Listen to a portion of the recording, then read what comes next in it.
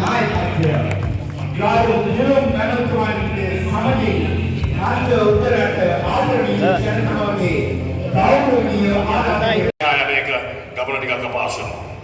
අද මේ ව්‍යවසායකත්ව රාජ්‍ය කියන සංකල්පය ව්‍යවසායකින් බිහිකිරීම තුළින් ආර්ථිකය නගා සිටවන්න පුළුවන් කියන සංකල්පය ග්‍රාමීයව ව්‍යවසායකයෝ නැගිටවන්න ඕන කියන සංකල්පය ගමේ ව්‍යාපාර ඇති කරලා ජනතාවගේ ජීවන තත්ත්වය සහනාධාර දෙනවා වෙනුවට දියුණු කරන්න ඕන කියන සංකල්පය ඒ පිළිබඳව පාර්ලිමේන්තුවේ හඩක් නගන්න අපේ නායකතුමා ඒ කාර්යභාරය මැනවින් අද පාර්ලිමේන්තුවේ ඉෂ්ට කරනවා කියන කාරණයක් මතක් කරන්න ඕන.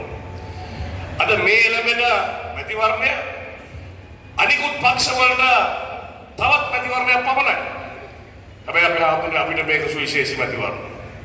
අපිට මේ දැන් ඉන්න ඉච්චරන කොහොමද විශ්වාසයක් ගන්න බෑ කියලා. ඒ නිසා අපි ඊළඟ යන ගමනවත් හරියට යන්න ඕනේ. දැන් අපි දිලිත් ජාවීර මහත්මයා පෙර සුසුකල් ලබන පුද්ගලයෙක්.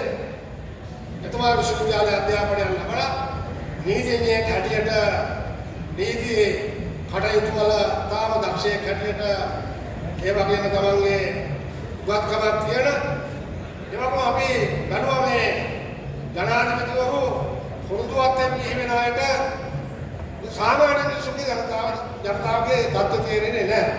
දුක තේරෙන්නේ නැහැ.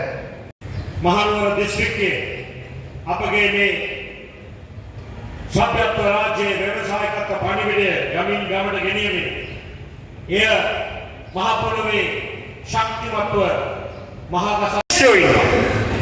එතකොට අපේ වාමාංශික දේශපාලනේ හිටපු අය, අපේ ජාතිකත්වයේ දේශපාලනේ හිටපු අය අපිත් එක්ක අද සජ වෙන්නේ එකතු වෙලා ඉන්න අය. එතකොට අපිත් එක්ක එකතු වෙච්ච එක්සත් ජාතික පක්ෂයේ හිටපු අය. ඒක තමයි අපි මේ පක්ෂයට දැම්මේ සර්ව ජන බලය කියලා. මේ සියලු ජනයාගේ බලය. අද අපිත් එක්ක බෞද්ධ, ඉස්ලාම් බැතිමතු, ඒ වගේම කතෝලික අය, එතකොට හින්දු අය ඔක්කොම අපිත් එක්ක ඉන්නවා. මේක තමයි සර්ව ජන බලය. ඉතින් අපි ඔක්කොම එකතු වෙලා මේක හදන්නට පුළුවන්. ඒ සඳහා ඔබගේ මේ අධිෂ්ඨානශීලී ප්‍රවේශයට මම පක්ෂ නායකත්වයේ හැටියට ඔබට මහත්සේ ගරු කරනවා. අද අපි මේ කතා කරන්නේ සෙන්කරගල ඓතිහාසික පුරවරේ අගනුවර ඉඳලා මහනුවර ඉඳලා. මේක ඓතිහාසිකව මේ සෙන්කරගල පුරවරේ කියන්නේ විරුවන්ගේ පුරවරයක්. හැමදාම මේ රටේ අපේ සભ્યත්වය ජාතිකත්වය රැකගන්නට කැප වුණු විරුවන් සිටි ප්‍රදේශයක්. ඒ වගේම අපේ උතුම් දළදා සමිඳුන් වැඩ සිටින මේ නගරය, මේ දිස්ත්‍රික්කය අපිට හැමදාම වැදගත්. ඒ නිසාම මම කියන්නට ඕන අපේ ආම්තුරනේ මගේ දේශපාලනයට දැන් අවුරුදු මං හිතන්නේ 34ක් විතර වුණා. ගණන් හදලා බැලුවම හරියට කළා විශ්වවිද්‍යාලෙත් එක්ක. ඒ අපි හැමදාම කතා කරා අපි අපේ සભ્યත්වය රැක ගන්න නැතුව, අපි මේ සියලු ජාතීන් එකමුතු වන එකමුතු ජාතිකත්වය රැක ගන්න නැතුව, අපේ සියලු ආගමිකයින්ට එකම පහස ලබා දෙන අපේ ශ්‍රේෂ්ඨ සભ્યත්වය රැක ගන්න නැතුව අපිට ගමනක් නැති බව. මේක අපි කිසිදු ඇලපිල්ලක් පාපිල්ලක් නැතුව හැමදාම කියාගෙන ආපු කාරණයක්.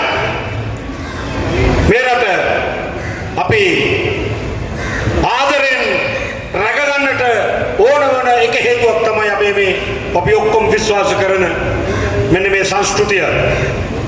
හැබැයි